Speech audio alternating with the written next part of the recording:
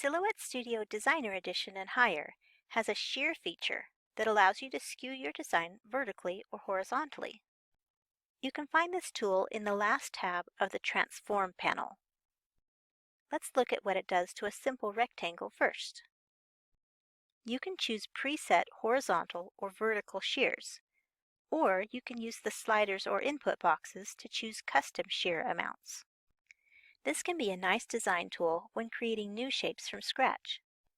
I'll give this rectangle a 30-degree vertical shear. Then open the Replicate panel and mirror a copy to the right.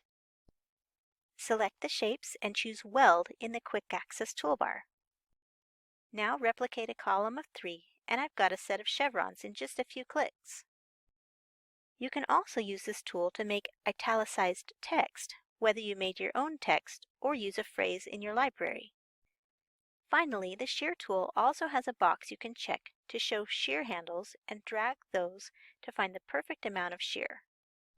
This shear function in Designer Edition and Higher is a design tool that can come in handy to alter shapes, italicize text, and create custom designs from scratch. Thanks for watching.